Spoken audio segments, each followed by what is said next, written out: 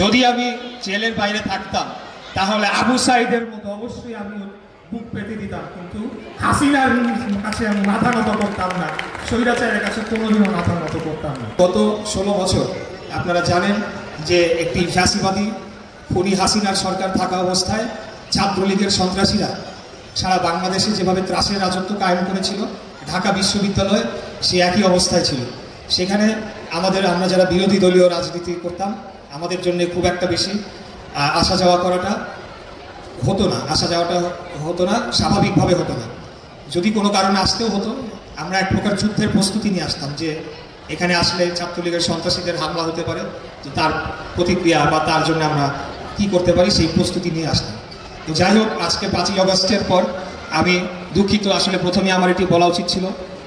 আমাদের জুলাই আগস্টে যে ভাইয়েরা শহীদ হয়েছেন, ভাই ও বোনেরা, যাদেরকে খুনি হাসিনা মিলিটারিকে লেলিয়ে দিয়েছে, হেলিকপ্টার থেকে গুলি করে শিশু বাচ্চাদেরকে হত্যা করে তার ক্ষমতাকে টিকিয়ে রাখার জন্য, সেই সকল শহীদদের আত্মার মাগফিরাত কামনা করছি। তাদের সেই আত্মদানের বিনিময়ে আজকে আমরা মুক্ত আকাশের নিচে দল মত ধর্ম বর্ণ নির্বিশেষে আমরা এই অনুষ্ঠানে অংশগ্রহণ করতে পারছি। আমি কালচার নিয়ে এবং আমাদের ঐতিহ্য নিয়ে ফুয়াদ ভাই যা বলে গিয়েছেন, এর বাইরে বেশি কিছু বলার থাকে না। তবে আমি একটি কথা বলতে চাই, এই জুলাই আগস্টে আমরা নতুন একটা কালচার বাংলাদেশের জনগণ পেয়েছে। সেটা হচ্ছে আমাদের স্বাধীনতা, সার্বভৌমত্ব এবং আমাদের অধিকারের জন্য আমরা বারে বারে জীবন দিতে প্রস্তুত আছি এবং প্রস্তুত হয়েছি, এবং লড়াই আমরা করে যাব, আপনাদের প্রতিবাদ আমরা জানিয়ে যাব। আমাদেরকে যতবারই দমানোর চেষ্টা করা হয়েছে, আমরা থেমে থাকি নাই। যে যার অবস্থান থেকে পেরেছি আমরা প্রতিবাদ করে গিয়েছি। কখনো কখনো একলা পথ চলতে হয়েছে, পথ চলেছি, কিন্তু আমাদের উপরে চাপিয়ে দিবে, আমাদের উপরে আধিপত্য করবে, আমরা বাংলাদেশের তৃতীয় নাগরিক হিসেবে বসবাস করব। আর খুনি হাসিনা আর এই শেখ পরিবার, তারা নিজেদেরকে রাজ পরিবার মনে করে বাংলাদেশের উপর রাজত্ব করবে, লুটপাট করবে, সেটা আমরা মেনে নিতে পারি না এবং আমরা মেনে নেইও নাই। বাংলাদেশের আপামর সাধারণ জনগণ, ছাত্র জনতা সেটা মেনে নেয় নাই এবং তাকে বাংলাদেশ থেকে বিতাড়িত করা হয়েছে, বাংলাদেশ থেকে ছেড়ে চলে যেতে বাধ্য করা হয়েছে। তো আমি মনে করি এই জুলাই আগস্টের যে গণ অভ্যুত্থান, এটি আমাদেরকে নতুন একটি কালচার শিখিয়ে দিয়ে গেল। এই কালচারটিকে বিশেষ করে আমার প্রজন্মের এবং আমার যারা এখানে সমন্বয়ক ভাইয়েরা রয়েছে অত্যন্ত কষ্ট করেছে।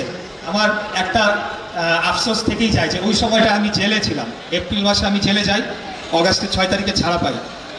যদি আমি জেলের বাইরে থাকতাম তাহলে আবু সাইদের মতো অবশ্যই আমি বুক পেতে দিতাম, কিন্তু হাসিনার কাছে আমি মাথা নত করতাম না, স্বৈরাচারের কাছে কোনোদিনও মাথা নত করতাম না। আমাদের এই কালচারটিকে ধরে রাখতে হবে।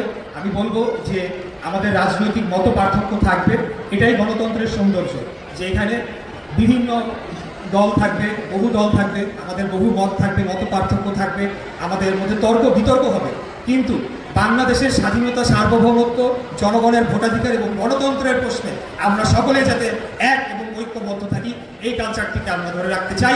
সেটি জুলাই আগস্টে যারা শহীদ হয়েছে তারা আমাদেরকে শিখিয়ে দিয়ে গিয়েছে এবং আমরা আমাদের পরবর্তী প্রজন্মের কাছে সেটি শিখিয়ে দিয়ে যাবো ইনশাআল্লাহ।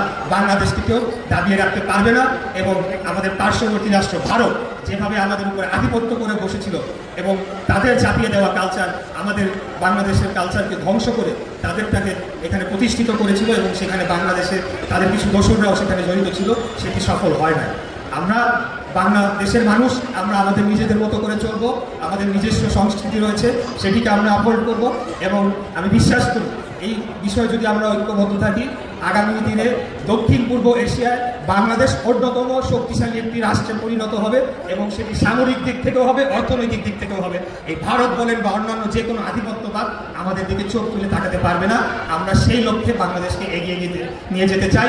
আমি বাংলাদেশ জাতীয়তাবাদী দলের পক্ষ থেকে বলছি, আমাদের নেতা যে দেশনায়ক জনাব তারেক রহমান, তিনি যে 31 দফার কার্যক্রম দিয়েছেন, সেটিকে আমি মনে করি সেটি বিএনপির শুধু 31 দফা নয়, সেখানে 64টি দল মিলে 31 দফার কার্যক্রম দিয়েছে। আগামী দিনে যদি আমরা রাষ্ট্র ক্ষমতায় আসতে পারি তাহলে এই 31 দফাকে বাস্তবায়ন করে বাংলাদেশকে একটি উন্নত শক্তিশালী রাষ্ট্রে পরিণত করব এবং যে কোনো আধিপত্যবাদের হাত থেকে আমরা বাংলাদেশকে রক্ষা করে যাব।